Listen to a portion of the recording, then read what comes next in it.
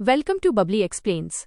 आज का episode start होता है मरियम की फ्रेंड से, जो मरियम के कमरे में आई होती है और कहती है कि तुम्हें कितना कुछ बर्दाश्त करना पड़ा। मरियम कहती है, मुझे कुछ समझ में नहीं आ रहा है, जिंदगी एक अलग ही मोड़ पर जा रही है मेरी।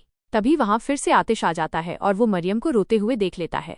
उसे काफी बुरा लगता है, पर वो शो नहीं करता। दूसरी साइड दोनों माएं फिर से एक साथ आमने सामने आकर बैठ जाती हैं।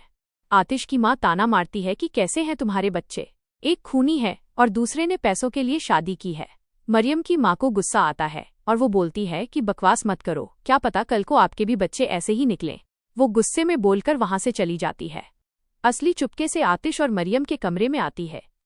मरियम को सोता हुआ देखकर वो कहती है, मुझे तुमसे नफरत है, तुम कहाँ से आ गई हमारे बीच। और वो मरियम का गला दबाने के बारे में सोचती है, पर अपना गुस्सा कंट्रोल करती है और कमरे से बाहर जाने लगती है। तभी आतिश उसे देख लेता है और बोलता है, असली तुम यहाँ क्या कर रही हो। असली बोलती है कि मैं तुम्हें कुछ कुकीज देने आई थी। आतिश थैंक यू बोलता है और असली गुड नाइट बोलकर चली जाती है। फिर आतिश मरियम के पास वो फोटो रख देता है। उसे मरियम की बहुत फिक्र होती है। फिर वो उसका फीवर चेक करता है और उसके फोरहेड पर किस करता है। फिर वो बाथरूम से एक गीला टॉवल लाता है और उसके सर पर रखता है ताकि उसका फीवर उतर जाए। तभी मरियम उठ जाती है और बोलती है कि तुम यहाँ क्या कर रहे हो। आतिश बोलता है, कुछ नहीं, तुम्हें फीवर हुआ है इसलिए तुम्हारा बुखार उतार रहा हूँ। मरियम कहती है कि तुम मेरी इतनी फिक्र क्यों कर रहे हो, ताकि तुम्हारा खिलौना फिर से जल्दी ठीक हो जाए। आतिश कहता है, मैं मेरी किसी भी चीज को तकलीफ में नहीं देख सकता। मरियम गुस्से में कहती है, मैं तुम्हारी नहीं हूँ। इतना सुनते ही आतिश कमरे से बाहर चला जाता है। जैसे ही वो बाहर जाता है वहां नजीर आ जाता है। आतिश और नजीर एक दूसरे के आमने सामने आते हैं। आतिश कहता है, तुम्हारी हिम्मत कैसे हुई फिर से यहाँ आने की। अभी तक मेरे से जो मार खाई थी उसके भी निशान नहीं गए तुम्हारे चेहरे से और फिर से आ गए तुम। नजीर कहता है, तुम जानते हो मैं यहाँ क्यों आया हूँ। तुमने मेरे फोन से एक वीडियो चुराई है, वो वीडियो तुम अभी के अभी डिलीट करो। आतिश कहता है, अगर इतनी ही इम्पोर्टेंट थी वीडियो तो उसे संभाल कर क्यों नहीं रख सकते। निकल जाओ यहाँ से, और अगर अगली बार यहाँ आए तो पैर तोड़ दूंगा, गेट आउट। नजीर कहता है, मैं तुम्हें देख लूंगा, और ये कहकर वहां से चला जाता है। मरियम टेबल पे रखी हुई वो फोटो देखती है और आतिश आ जाता है। फिर वो आतिश से कहती है, क्या तुम मुझे भरोसा दिलाने के लिए कुछ भी करोगे। आतिश कहता है, हाँ, ताकि तुम्हें समझ में आए कि तुम्हारा भाई खूनी है। मरियम उठकर वहां से जाने लगती है, पर फिर से उसे चक्कर आ जाता है और वो गिरने वाली होती है। आतिश उसे बचा लेता है और कहता है, तुम तो खड़ी भी नहीं हो पा रही हो, तुम बीमार हो। तुम्हारी इस कंडीशन में मैं तुमसे लड़ाई भी नहीं कर सकता, जल्दी ठीक हो जाओ। मरियम बाथरूम में जाकर रोने लगती है। जब वो वापस आती है तब आतिश सोफे पर सोया हुआ होता है। सुबह हो जाती है और दोनों एक दूसरे को देखते हुए उठते हैं। आतिश कहता है, तुम पहले से बेहतर दिख रही हो। मरियम कहती है, तुम्हें मेरी फिक्र नहीं है तो नाटक मत करो। आतिश कहता है, मैं मेरे आसपास बीमार लोगों को देखना नहीं चाहता हूँ, और वो बाथरूम की ओर जाने लगता है। एक बार फिर मरियम आतिश को धक्का देकर पहले बाथरूम में चली जाती है। फिर मरियम का भाई अपने पापा से पूछता है, आपने आतिश से बात की। हैदर कहता है, मैंने उससे बात की लेकिन वो किसी की भी बात सुनने के लिए तैयार नहीं है। फिर मरियम अपने फोन में उस लड़की की प्रोफाइल देख रही होती है। तभी आतिश आता है, पर मरियम फोन छुपा लेती है। आतिश देख लेता है और पूछता है, क्या छुपा रही हो, दो मुझे दिखाओ, तुम क्या देख रही हो। और वो उसके हाथ से फोन छीन लेता है। फिर आतिश भी उस लड़की की फोटो देखता है और कहता है, तुम जानती हो कि तुम्हारे भाई ने खून किया है, फिर भी तुम मान नहीं रही हो। तुम बिल्कुल ही अपने परिवार पर गई हो, झूठी और मक्कार। मरियम को बहुत बुरा लगता है। फिर असली पीछे से उनके कमरे में आती है और सोफे पर चद्दर और तकिया देखकर खुश हो जाती है कि एटलीस्ट वो दोनों एक दूसरे के साथ तो नहीं सो रहे हैं। कमाल और आतिश एक रूम में आमने सामने बैठे होते हैं। मरियम का भाई वहां पर आता है और कहता है, मुझे तुमसे बात करनी है। आतिश कहता है, मुझे नहीं करनी। फिर वो चिल्लाने लगता है और कहता है, मैंने उसे नहीं मारा, तुम गलत समझ रहे हो। आतिश कहता है, वो वीडियो सब कुछ बता रहा है। तुम खुद को कितनी बार बेवकूफ बनाओगे कि तुम खूनी नहीं हो। मैं उस लड़की को इंसाफ दिलाकर रहूंगा। फिर वो कहता है, तुम उस वीडियो से कुछ भी प्रूफ नहीं कर पाओगे, मैं बेस्ट से बेस्ट लॉयर करूंगा। तभी दोनों की फैमिली वहां पर आ जाती है। वो भाई कहता है, वो लड़की मेरी बात सुन नहीं रही थी। मैं उसे कह रहा था कि वो बात छोड़ दे, वो चुप नहीं हो रही थी, इसलिए मैंने उसे हमेशा के लिए सजा देकर चुप करा दिया। मरियम ये सब सुनकर शॉक्ड हो जाती है। पूरे परिवार के सामने उसकी सच्चाई आखिरकार आ ही जाती है और वो डर जाता है और बहाने बनाने लगता है। फिर आतिश कहता है, मैं अब सब कुछ मरियम पर छोड़ता हूँ। अब जो मरियम डिसाइड करेगी वही होगा। मरियम को कुछ भी समझ में नहीं आता और वो शॉक हो जाती है कि ये मेरे साथ ऐसा क्यों कर रहा है। फिर मरियम की माँ कहती है, तुम अपने भाई को सजा नहीं होने दोगी, तुम उसे बचाओगी। मरियम कहती है, आप एक औरत हैं, आप ऐसी बातें कैसे कर रही हैं? आपके बेटे ने उसकी हत्या की है, इसने मुझे फिर से बेवकूफ़ बनाया।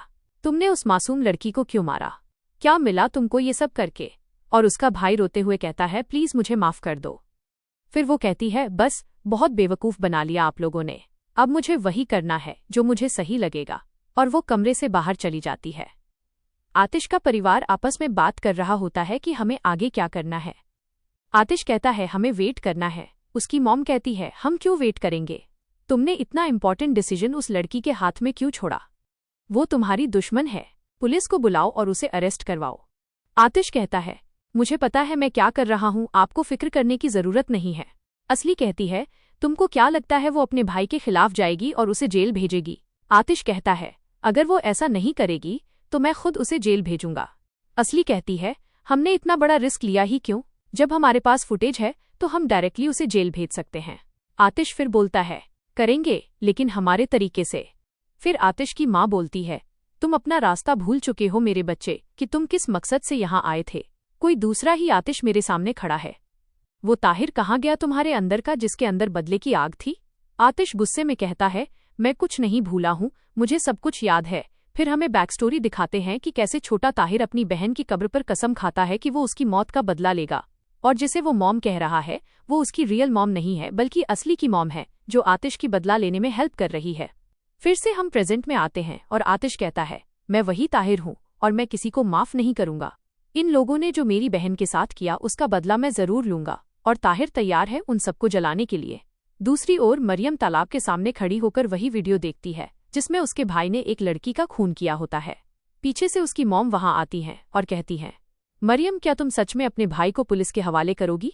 वो तुम्हारा खून है, तुम्हारा सगा भाई। मरियम कहती है, उसने उस मासूम सी लड़की की जान ले ली मॉम, आपके बेटे ने। फिर मॉम कहती हैं, मुराद को सजा देने से वो लड़की जिंदा नहीं हो जाएगी। मैं तुम्हारे भाई को नहीं खो सकती, ये बात समझो तुम। मरियम कहती है, मॉम, उस लड़की की भी तो फैमिली होगी ना जो मर गई। मॉम कहती हैं, मरियम, मैं भीख मांगती हूँ, प्लीज ये सब मत करो अब। मरियम कंफ्यूज होकर वहां से चली जाती है। अंदर वो आतिश से टकरा जाती है। मरियम आतिश से पूछती है, तुमने ये डिसीजन मुझ पर क्यों छोड़ा? तुम खुद भी ये काम कर सकते थे ना? आतिश कहता है, तुम बिना पूछे मेरे कमरे में आई, तुमने वो वीडियो देखा, तो तुम अब इस मैटर को संभालो। मरियम कहती है, तुम क्यों मुझे टॉर्चर कर रहे हो? तुम मुझे परेशान कर रहे हो। और वो आतिश को मारने लगती है। आतिश उसका हाथ पकड़ लेता है और कहता है, मैं तुम्हें टॉर्चर नहीं कर रहा हूँ, तुम्हारा भाई कर रहा है तुमको। उसने एक लड़की का मर्डर किया और उसे सुसाइड दिखा दिया। अब तुम डिसाइड करो, ये सच्चाई सबके सामने लानी है या नहीं? दुनिया के सामने सच लाओ या जिंदगी भर इसका बोझ लेकर घूमती रहो। ये कहकर वो वहां से जाने लगता है।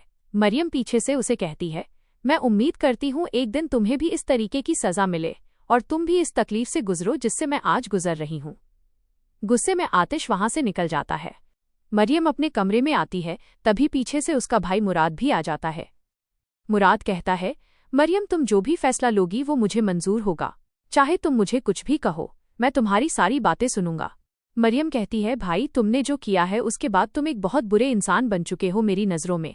आपने एक हंसती खेलती लड़की को मार डाला और आप अपनी जिंदगी एकदम आराम से गुजार रहे हो जैसे कि कुछ हुआ ही नहीं है। कैसे?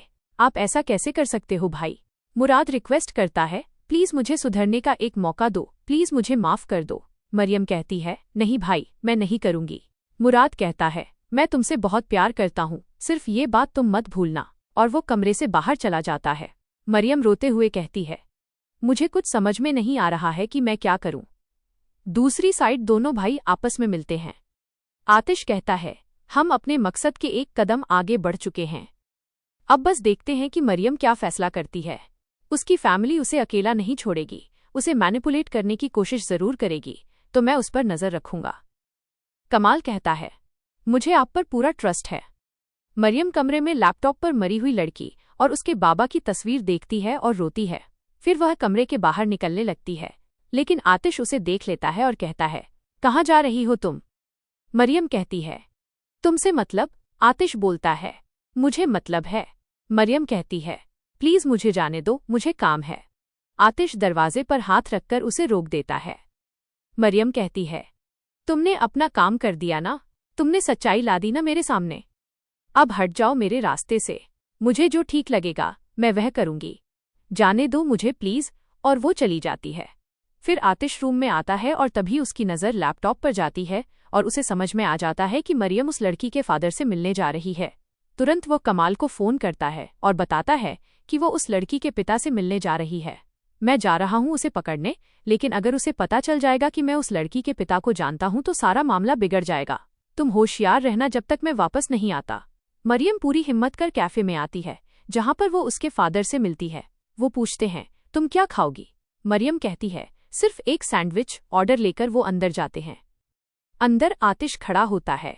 उस लड़की के पिता कहते हैं कि वो आ चुकी है, वही लड़की है ना जिसके बारे में तुम बात कर रहे थे? बहुत सुंदर है, तुम इससे सारी बातें क्यों छुपा रहे हो बेटा? आतिश कहता है, टाइम आने पर बताऊंगा उसे। और मुमताज भाई, उसे अपना सैंडविच टोस्ट किया हुआ पसंद है, बचपन में वो यही सैंडविच खाती थी, बिल्कुल वैसा ही बनाइएगा प्लीज। आतिश मरियम के सामने जाकर बैठता है। मरियम शॉक हो जाती है और पूछती है, तुम यहाँ क्या कर रहे हो? आतिश कहता है, मुझे पता है तुम मुझे कहाँ मिलोगी और तुम यहाँ क्यों आई हो। मरियम कहती है, ऐसे ही, मुझे देखना था कि जिंदगी खत्म होने के बाद लोग कैसे रहते हैं। आतिश की नज़र तभी वहां पर पड़ी हुई फोटो पर जाती है जिसमें वो और उस लड़की के डैड होते हैं। तभी वो जाकर वहां से वो फोटो हटा देता है। पीछे से उस लड़की के फादर आ जाते हैं।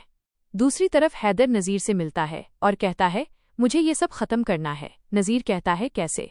पीछे से ये सब आतिश का भाई देख रहा होता है। हैदर नज़ीर से कहता है, मुराद के मरने का फेक सर्टिफिकेट बनाओ, उसे एक्सीडेंट दिखाओ और उसे दूसरे देश में भेज दो। नज़ीर कहता है, आतिश का क्या? अगर उसे पता चलेगा तो वो क्या करेगा? हैदर कहता है, उसका हम बाद में देख लेंगे, मेरे पास ज्यादा टाइम नहीं है, जल्दी करो। तभी वहां असली आ जाती है कमाल के पास और कहती है, आतिश कहाँ है?